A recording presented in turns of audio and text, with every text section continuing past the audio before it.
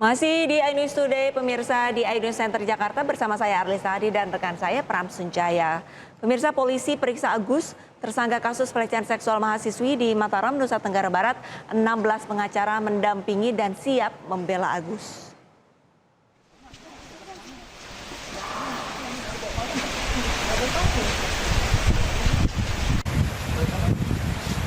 Ya, pemirsa, Iwayan Agus Suwartama alias Agus tersangka pelecehan seksual terhadap mahasiswi di Mataram mendatangi Mapolda NTB. Didampingi ibu kandungnya, Agus datang untuk diperiksa penyidik Subdit 4 PPA Ditkrimum Polda NTB. 16 pengacara turut mendampingi dan siap memberikan pembelaan kepada Agus. Rencananya hari ini Polda NTB juga akan menggelar rekonstruksi pelecehan seksual dalam rangka melengkapi berkas perkara kekejaksaan. Hingga saat ini sudah ada 15 korban yang melapor ke Komisi Disabilitas Daerah atau KDD NTB. Berapa jam diperiksa? Ya dari jam 10 ya. Ya, jam Ini 10. udah sampai jam. Mana ada kendala teknis listriknya Pak? Ya. Setelah ini apa agendanya besok Pak? Masih lanjutan pemeriksaan, kemudian ada agenda rekonstruksi yang kami dapat informasi dari jaksa, dari penyidik baru. Kapan tuh? Besok. Kendala teknis Besok. Ada Selasa. 8. Ada berapa pengacara yang mendampingi? Sejauh ini kami satu tim itu sekitar 16. 16. Ini kemarin sempat jadi pertanyaan ya, lalu bagaimana pemirsa ini polisi akhirnya membeberkan video cara Agus meraih korban perempuan yang akan dilecehkannya. Iya, video yang diambil oleh salah satu pelapor ini juga menjadi barang bukti yang sudah dikantongi polisi untuk menjerat Agus Buntung. Mantra di tas saya isinya gitu, bawaan dalam dari lahir yang bisa baca seseorang. Saya tahu kamu lagi banyak masalah, saya bilang kamu harus kuat. Video bujuk rayu Agus pada korbannya dirilis oleh polisi. Dalam video berdurasi 3 menit 7 detik ini, korban berada di salah satu taman di wilayah kota Mataram, lokasi Agus biasa melancarkan aksi menggait para wanita. Dalam video terdengar modus Agus yang terus merayu dan memanipulasi pikiran korbannya dengan dalih memiliki mantra dan kelebihan khusus. Saya tahu kamu lagi banyak masalah, saya bilang kamu harus kuat, kalau enggak kamu akan sukses, percaya sama saya. Siapa nama kamu? Siapa yang enaknya saya panggil? Dipanggil. Ini aku mohon sama kamu, kamu harus sukses. Pertemuan ini sudah ditakdirin, bukan hanya kebetulan. Saya nak mau kamu disakitin lagi. Kamu sayang sama orang tua? Mau tobat kan? Jangan ngikutin teman yang salah. Berjuang, kamu pasti bisa. Sementara itu, polisi sudah mengantongi video berdurasi 3 menit 7 detik ini dan menjadi pelengkap barang bukti yang akan menjerat tersangka Agus. Video ini telah menjalani uji forensik di Dirkrimsus Polda Nusa Tenggara Barat. Jadi perlu saya luruskan bahwa itu adalah video awal mula bagaimana caranya pelaku mendekati korban, itu direkam video oleh korban. Jadi ada kalimat, kata-kata awal mula seperti apa, mengangkat segala macam. Nah itu akan kita dalami. Hingga saat ini sudah ada 7 dari 15 korban yang sudah melapor secara resmi ke Mapolda NTB. Berkas perkara laporan mahasiswi yang menjadi korban Agus Buntung ini juga telah diserahkan ke Kejaksaan Tinggi Nusa Tenggara Barat. Dari Mataram, Nusa Tenggara Barat, Hari Kasidi, iNews melaporkan. Dan pemirsa, untuk mengetahui perkembangan terkini dari kasus ini, kami sudah terhubung dengan Andre Saputra, kuasa hukum dari para korban. Selamat pagi, Mas Andre. Selamat pagi Mas Andre, terima kasih seluruhnya telah bergabung bersama kami di SUD pada pagi hari ini. Ya, Mas Andre, ini satu persatu video yang menunjukkan keseharian Agus dan juga rekaman suara saat Agus diduga tengah merayu korbannya ini mulai beredar di media sosial. Nah, ini apakah kira-kira sudah ada pelapor baru yang menjadi korban Agus, Mas Andre? Baik, untuk update korban yang sudah kami terima, baik kami koordinasi dengan KDD maupun tim lainnya dari LPA, Lembaga Perlindungan Anak Kota Mataram, itu sudah 15 orang. yang dimana tadi 7 orangnya sudah dimintai keterangan. Nah, di antara 15 ini, 11-nya itu adalah sebagai mahasiswa atau pelajar, satunya itu adalah sebagai sudah alumni, menjadi mahasiswa, sudah alumni, kemudian 3-nya itu anak-anak, yang 2 anak-anaknya sudah dimintai keterangan, begitu. Oke, baik Mas Andre, kalau Mas Andre lihat tadi video yang kami tayangkan, cuplikan video tadi, apakah benar ini para korban ini mengakui diperlakukan seperti itu dirayunya? Baik, itu betul Mas. Video yang beredar tadi, ditunjukkan tadi itu betul. Itu adalah korban yang di antara 15 korban tadi yang sudah tak sebutkan itu memang videonya Mas, begitu. Nah, modusnya atau motif dari si pelaku atau tersangka ini sama.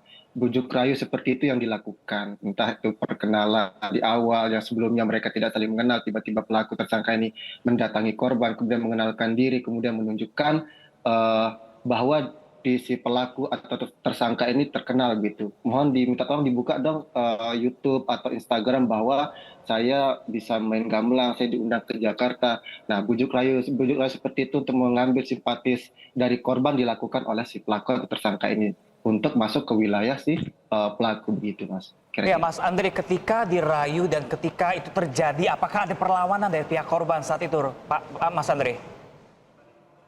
Tentu, karena dalam bujuk rayu karena si pelaku mengambil simpatisan korban, menunjukkan bahwa si pelaku ini memiliki kegiatan yang kesehariannya produktif, misalnya kayak main gamelan kayak tadi. Kemudian ketika sudah pada saat menuju ke ancaman-ancaman yang diberikan oleh pelaku, intimidasi yang diberikan oleh pelaku atau tersangka ini, baru di situ korban ada gestur menolak, entah menolak dalam bentuk saya tidak mau gitu, saya tidak mau mengikuti kemauan si pelaku, tapi tetap pelaku atau tersangka ini mengucapkan kalimat misalnya intimidasi seperti apabila kamu tidak mengikuti saya, maka saya akan membongkar aib-aib dan dosa-dosamu ke orang tuamu misalnya. Hal-hal itulah yang dilakukan oleh pelaku sehingga korban ini tidak bisa berkutik atau terintimidasi begitu Mas. Baik. Masa terancam seperti itu ya. Tapi selain ancaman untuk dibongkar dosa-dosanya ini, apakah mungkin ada ancaman kekerasan fisik atau bagaimana dari pihak pelakunya kepada korban, Mas Andre?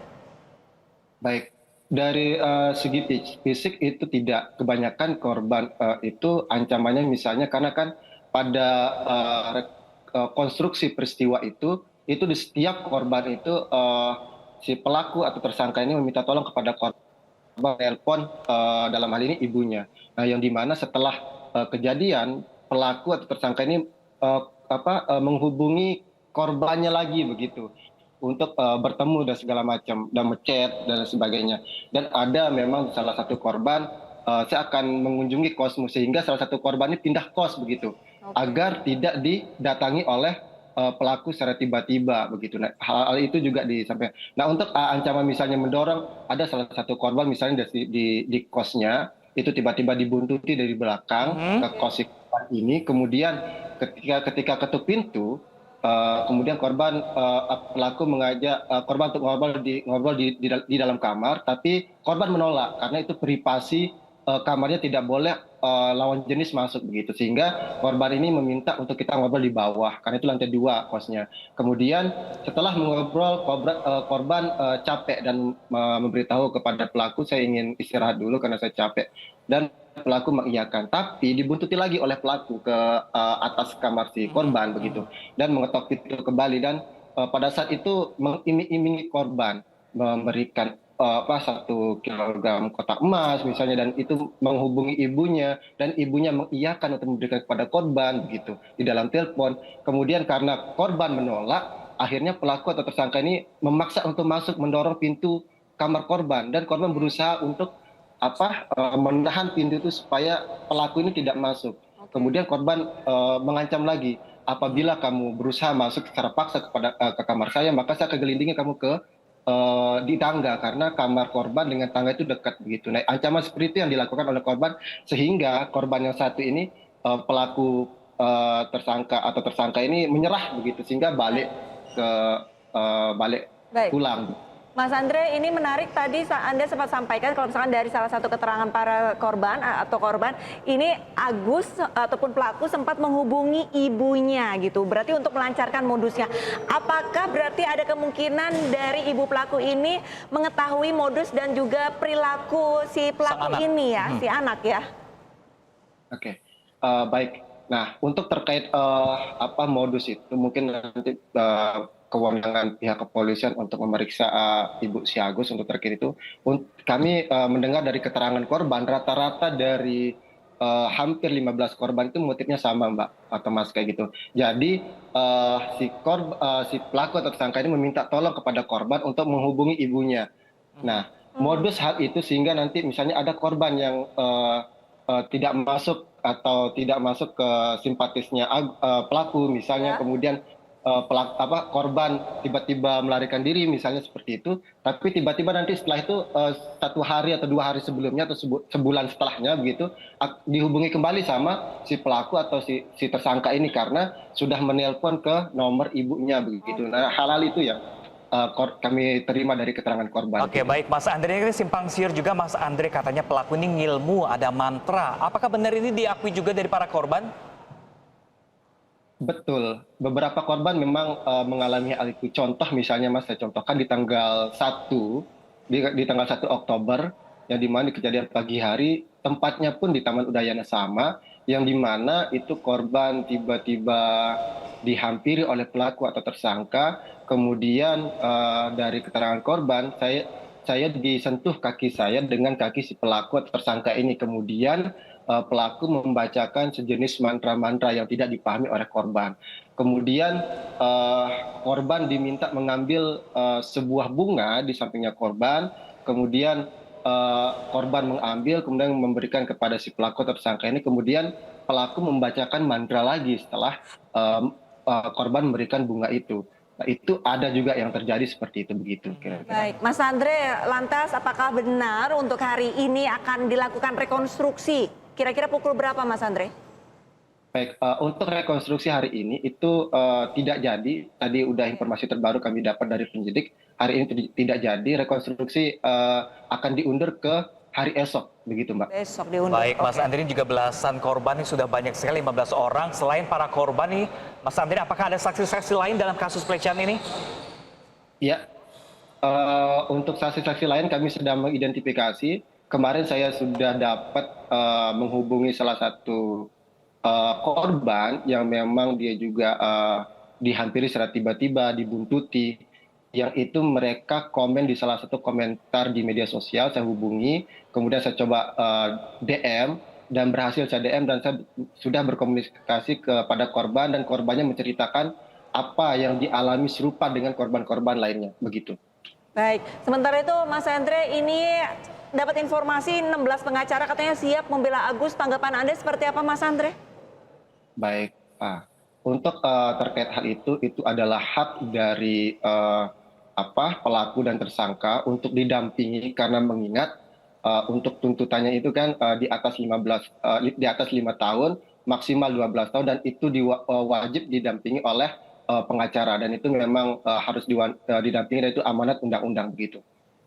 Itu haknya si pelaku dan Baik, terima kasih banyak Mas Andre Saputra. Kami masih menanti seperti apakah kelanjutan kasus ini. Kita kawal bersama-sama untuk mencari keadilan seadil-adilnya untuk kedua banyak korban juga ya. Ya, baik. Terima kasih banyak Mas Andre. Salam sehat.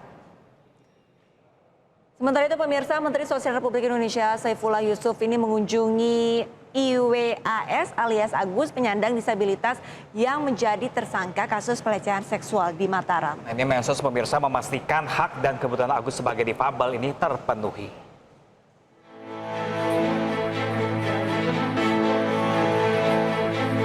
Menteri Sosial RI Saifullah Yusuf menyambangi Mapolda Nusa Tenggara Barat untuk menemui penyandang disabilitas tunadaksa berinisial IWAS alias Agus yang ditetapkan sebagai tersangka kasus dugaan pelecehan seksual di Mataram. Didampingi Kapolda NTB, Mensos mengaku kedatangannya untuk menyapa tersangka Agus dan berdialog dengan kuasa hukumnya perihal kasus yang menjeratnya. Mensos juga memastikan segala hak dan kebutuhan Agus sebagai seorang penyandang disabilitas tetap terpenuhi. Ya, dan saya tanya apakah kondisi baik-baik aja, dia bilang baik-baik ya. Sebatas itu saya tanya. Selebihnya kita dialog dengan pengacaranya apakah hak-haknya bisa dipenuhi, beliau mengatakan dipenuhi dan dilayani sangat baik menurut pengacaranya. Hingga kini jumlah korban yang melapor atas dugaan pelecehan seksual oleh Agus bertambah hingga mencapai 15 orang. 3 diantaranya masih di bawah umur.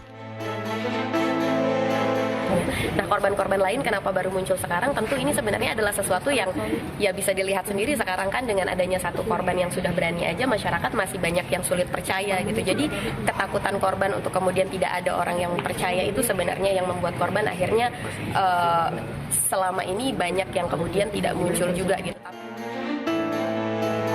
Berkas perkara kasus dugaan pelecehan seksual yang menjerat penyandang disabilitas Agus dalam waktu dekat akan dilimpahkan penyidik ke kejaksaan. Sementara para korban pelecehan seksual akan meminta perlindungan ke LPSK.